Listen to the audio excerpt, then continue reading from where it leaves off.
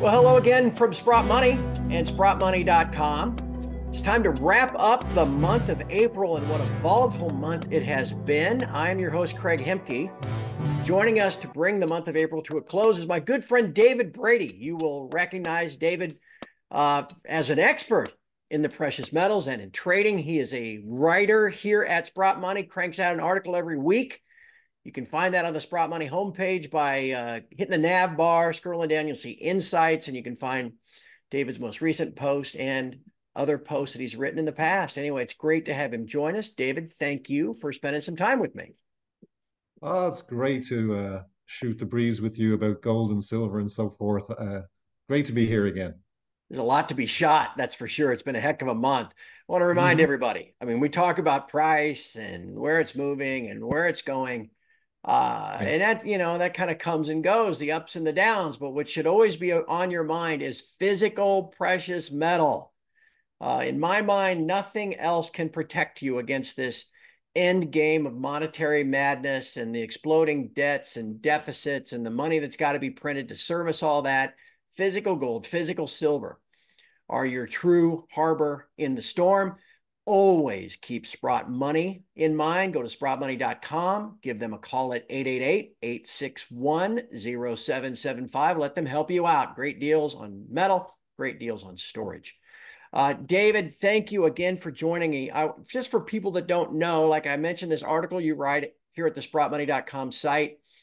Where are some other places people can find your work? Oh, I just started the FIPES report on Substack. You can Okay. find it at fipesreport.substack.com. I'm also obviously on Twitter at Global Pro Trader, and I'm an advisor to the 4779 fund in New York, which is predominantly a gold, silver, and miners fund dedicated to that sector because we think that's going to take off going forward. Well, yeah. What's that fund called again, just so people can look it up? 4779. It's on the periodic table, Oh, gold and silver. oh, that's very creative. Did you come up with that yourself? I No, like I it. didn't. I'm not that smart. Let the marketing team do that. All No, right, but my friend, yeah. let's dive right in. Again, I want to encourage everybody to follow you on Twitter too, because you share a lot of good information every day on Twitter, especially for anybody that thinks of himself as an active trader. Having David's insights on your shoulder every time you open up Twitter is very helpful. It has been a volatile month. Hmm. Let's start there, and then I want to ask you more big picture stuff. Price ran up as the month began. We got some highs north of 2,400 in gold, got all the way back to 29 again in silver, and then it ran into the same brick wall that it ran into a couple of years ago. Um, we're now kind of what seems to be in a pullback. Are we in an extended pullback? Are we in a short one? What are your trading signals telling you? I'm looking at the Elliott waves in particular because the data has been like such as sentiment extremely bullish, the positioning, the banks are short, the funds are long. The dollar has been going up, but gold and silver have been going up anyway. Um, a lot, the correlation is broken down to some degree. But finally, we got a pullback. Actually, I think we're coming to the close of it. I think that we broke 2320 today again. And my worst case for gold is 2250. That's a key level on the way up, and I think it's going to be a key level on the way down. Similarly, in silver, I had 27 as support. That's been broken. And I think that 26 now is the level to look at, a nice round number. But it could get as low as 2550. But again, I think we're near the end of the pullback reversal, whatever you want to call it. And next stop, uh, it won't be straight up. We're climbing the stairs. We're not going up the elevator. I expect to see the peak in this rally at 3,000 in gold. And in silver, I'm looking for somewhere between 30 and 32. And then we'll get another big pullback, likely to, at least in silver, 26 to 25. And then see ya. See ya time, as I See you call it. up or see you down? See a time to the upside. It's just gone. Stratosphere exit. Okay.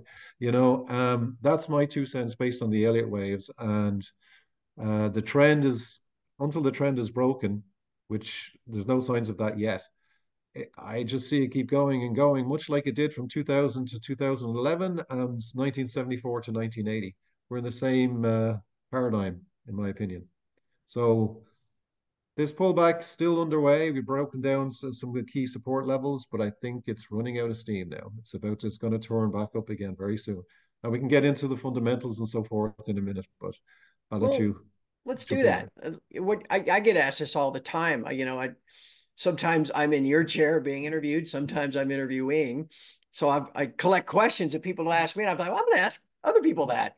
Yeah. So I've got my ideas as to what has driven gold the first 4 months of this year because it's caught so many people by surprise. I mean, we had everybody was over the rainbow with rate cut expectations at the end of last year, and we've gone from 7 or 8 possible rate cuts to maybe one.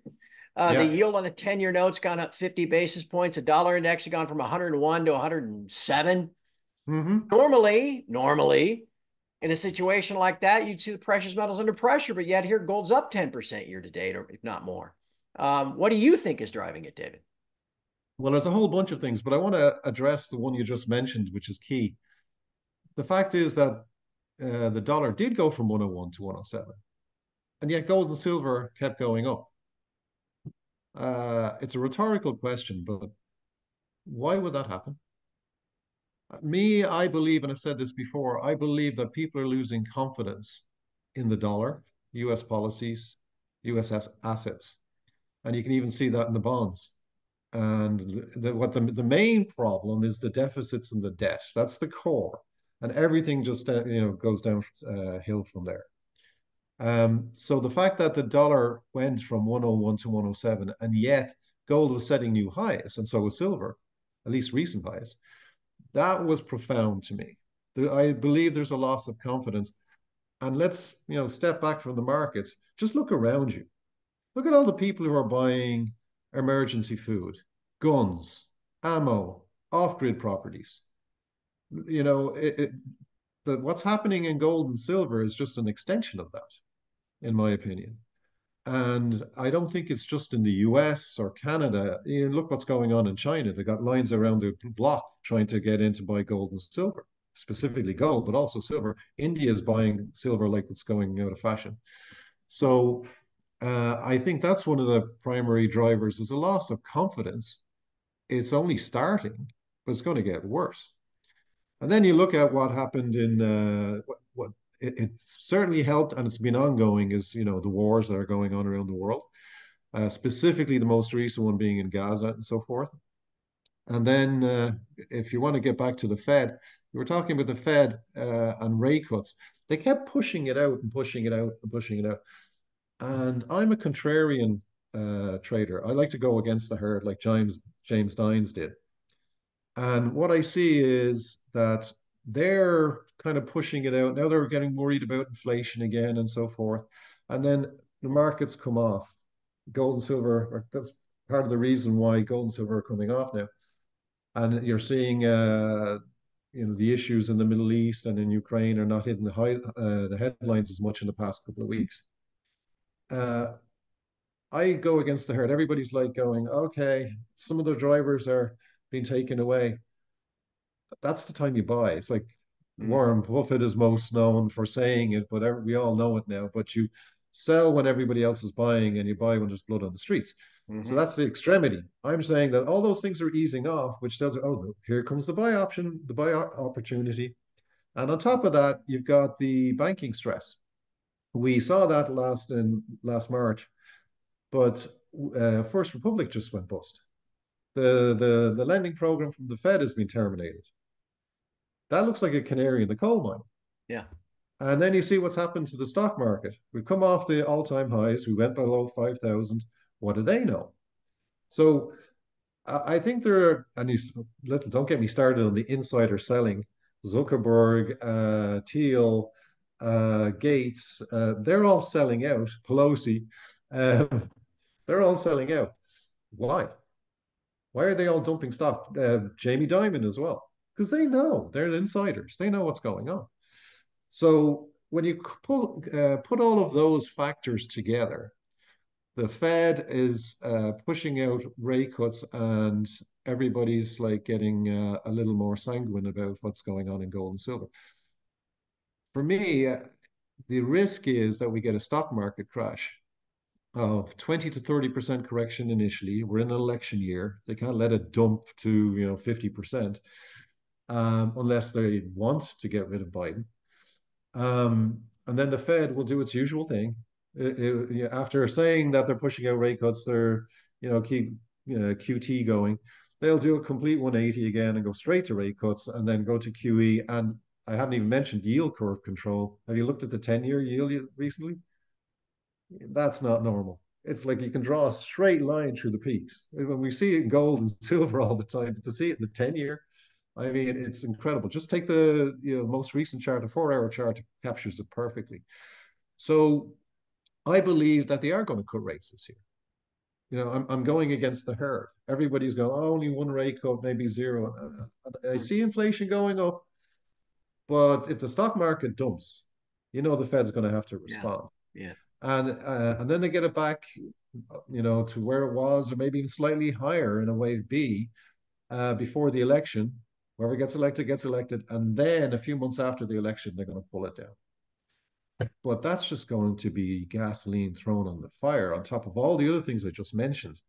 If the Fed actually does pull another 180, much like they did in March 2020, the most recent example, Mm-hmm. and they throw trillions at this, where does gold go then? Is it 5,000? Is it Right. 10,000? And Right. silver. So I try not to get bogged down in the day to day, like minuscule moves. I got a big picture in mind. Mm-hmm. 3,000 is the target I have next, and then there's a big pullback. Mm-hmm. Maybe it's synonymous with stock market crash. Then when the Fed rolls in, off it goes again. Well, that would And be how that 3,000 happens. That throw that log on the fire. Um, and that's how that, if people go, that's never going to get there. Well, that's how it happens. Um, David, another thing that would turn the short term would be a recognized top in the dollar index. Again, it's not, I always tell people it's not that they're they're completely discorrelated, one goes up, the other goes down. It's just either a headwind or a tailwind on a daily basis. You wrote last week for Sprott Money, and I'd encourage everybody to go check it out. Again, just go to the Insights tab on the sprottmoney.com page and scroll down. You'll see David wrote an article last week about what looks to be a short-term top coming in the dollar index. Um, Please tell everybody a little bit about your thinking there, and then maybe, hey, throw in a little plug for what your next article might be too. I think if you look back, uh, the Dixie reached the dollar index reached 114, and then we went down to 100, slightly below 100, and then we went back up to 107. That's a classic top, A down, B up, and then the next leg's down. And I mentioned some of the fundamental factors that I'm looking at too. The pushing back of the rate cuts should be beneficial, but you have to look at it relative to other countries. Right. And if you look at dollar yen, that tells you all you need to know. Um, I believe that's going up to a new higher high over 160, and then it's going to dump. And the dollar's going to tank in that regard. The euro is going to regain its footing. And I believe that either it has peaked at 10, give or take 107, or we're going up to 107, 107.30-ish, maybe. But different routes, same destination. I expect it to drop down to around 100, 101. You get a little pop, and then down to 94 to 92. Now, to your point, day-to-day correlations mean nothing. But when you get the dollar index drop from 107, just play along with me, from 107 down to 94 to 92, you don't think that's going to be beneficial for metals and miners? Right. Now you say, well, yeah, that may not happen. Well, yeah, I could be wrong, but I don't think so. I think there's a general move away from the dollar. You see what's going on with BRICS and so forth, but I like to use tools, and the Elliott waves in particular, when you're dealing with trends, strong trends, are very helpful. That is screaming to me that the dollar is going south. And then when you have all of the other factors lining up, like the banking stress is starting to come back again, um, the Fed will cut rates, in my opinion. The war's gone quiet for now. What happens if the next thing takes off? What if China invades Taiwan tomorrow? Um, there are just too many factors in play that benefit gold and silver. And these pullbacks are just a buying opportunity as far as I'm concerned. And I want to summarize my forecast one last time. We went up to the highs in gold and silver recently. We've come off. As I said, I think 2250, 26, 2550 in silver will be the bottom. And then we're going to go up to above those previous highs. That'll be the top of wave one. And then we'll get a correction again, another big one, and everybody will go, forget it, because they just experienced the recent one. But this is the fake one. They'd get second one comes down, they go, forget it. This thing's just wandering up and down. I'm getting tired of it. And then off it goes. See ya. Mm-hmm. That's my 2 cents, right or wrong. Well, and people think, how does that happen? Well, think of again, you get that initial rally, like you said, and then maybe you get this global liquidity crisis, equity crash, kind of like early 2008, gold went to 1,000 and then went to 700 because everybody, you sold whatever had a bid. Yeah. And that included gold futures. So you could certainly see, would that kind of factor into how you think the wave pattern plays out, something like that? Yeah, I mean, like the fundamentals are lining up. You look what's happening in commercial real estate and how that's Mm. impacting the banks. You see, I know a lot of people are in denial about housing, but I like, again, data. Just look up Fred, look at the median home sales price. It's falling faster than in 2008. And then you're seeing what is it, the FHA, delinquencies on mortgages soaring. You're seeing credit card balances soar. You're seeing credit card costs go through the roof. And because of those two factors, you're seeing credit card delinquencies. People don't have money. And then you see, the governments around the world spending like drunken sailors, and then they jack up the taxes to cover their spending. And that only squeezes not just the middle class, everybody. So they've less money to spend. And that's why you see Rolex is getting into trouble. Their sales are dropping like a lead balloon. iPhone sales are dropping like a lead balloon. This, it's all connected. Yeah, I'm citing technical tools because that's the market telling me what it thinks. But I've also got this fundamental data that supports it.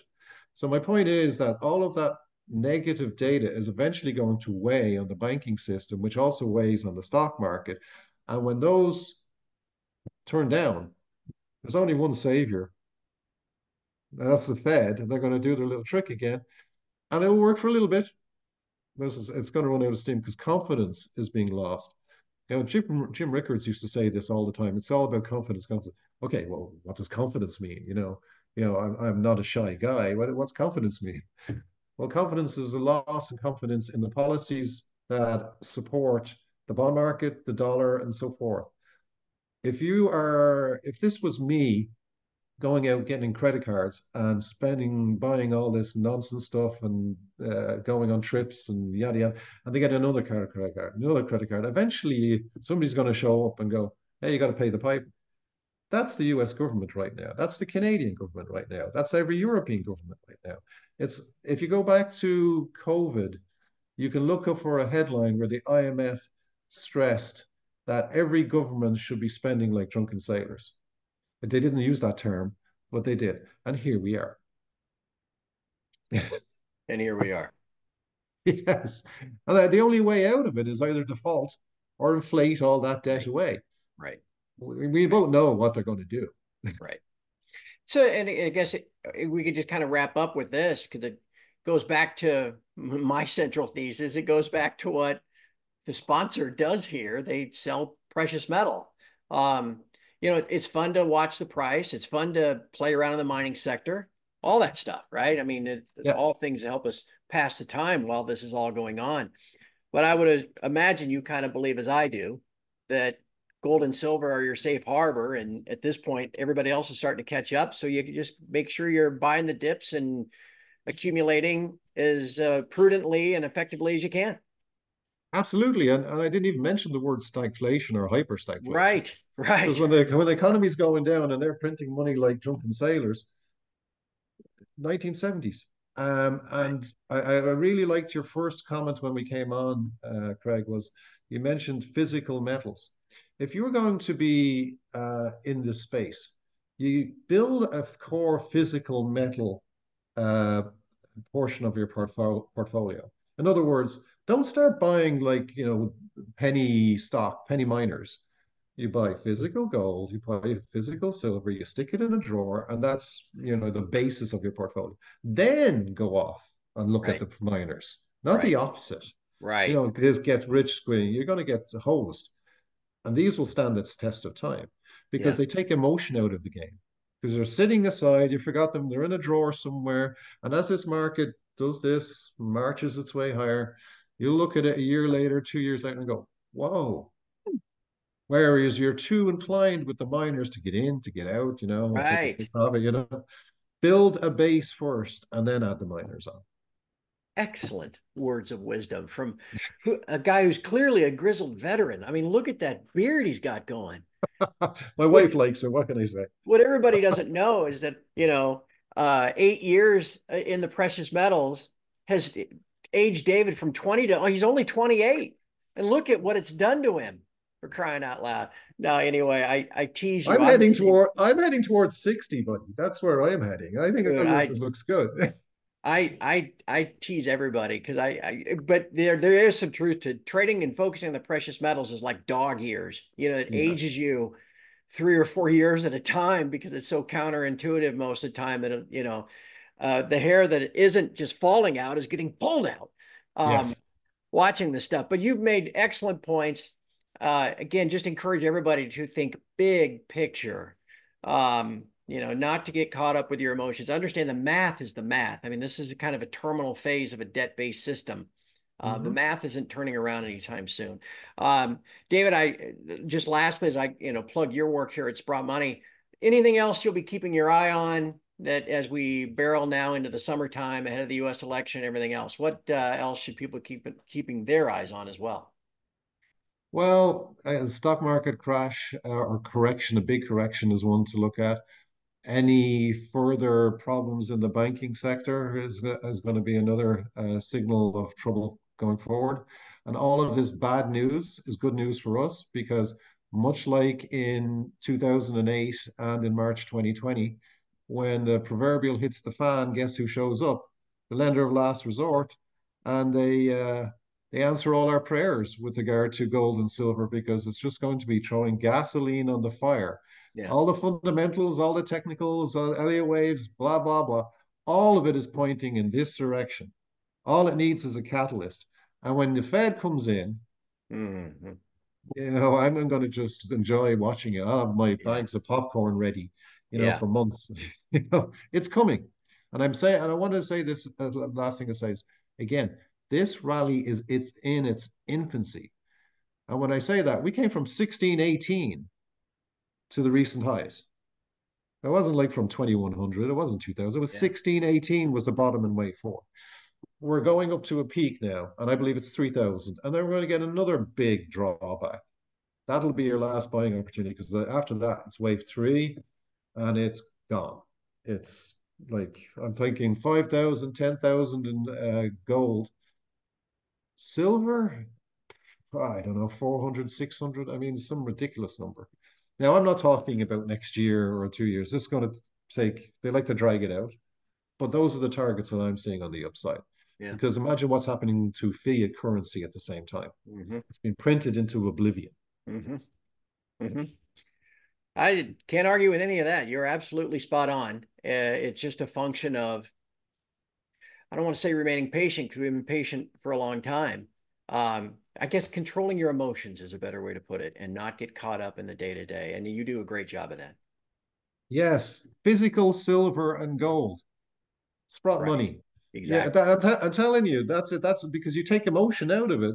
You stick it in a vault, you bury it in the ground, you do whatever you want with it. Leave it there.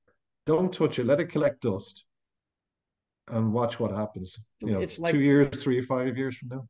like the Bitcoin people say, you know, where they're just holding on for dear life, Mhm. like you said, your physical silver, you watch the price move, but you're not going to like grab a handful of it and go to the local coin shop on a daily basis. That's that illiquidity of it is really your best friend at a time like this. Exactly, exactly. So, well, my friend, it's always so much fun to visit with you. I look forward every week to the articles you post, usually sometime later in the week, Thursday or Friday. They'll show up at Sprott Money, and I encourage everybody to keep that in mind. Um, Follow David on Twitter. Check him out in his other sources, his new Substack. And hopefully we'll have you back on again soon, Dave. It's always so much fun to get caught up with you. Yeah, thanks, Greg. And I love your work on the COT data and so forth and the shenanigans that's going there. You know, you're my go-to for that. Well, No, that's it's why true. I'm not buttering well, you I up. It's appreciate actually that. fact. But that's hard-earned experience as well. People would never know that I'm only 25. So look at all these.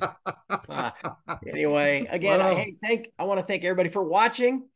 Please shoot yes. out a hit the like button. That always helps on whatever channel you're watching. Hit subscribe so you don't miss any content when it comes out. And May is going to be another busy month. There may be a special guest or two that you want to make sure you get notified if and when said special guest shows up. I'll just leave it at that. So hit the subscribe button so that you don't miss any of the content that Sprott Money brings to you over the course of the next month. David, thank you. It's time to sign off. We wish you all well. And again, keep an eye on this channel for more great content from Sprott Money as the month of May begins.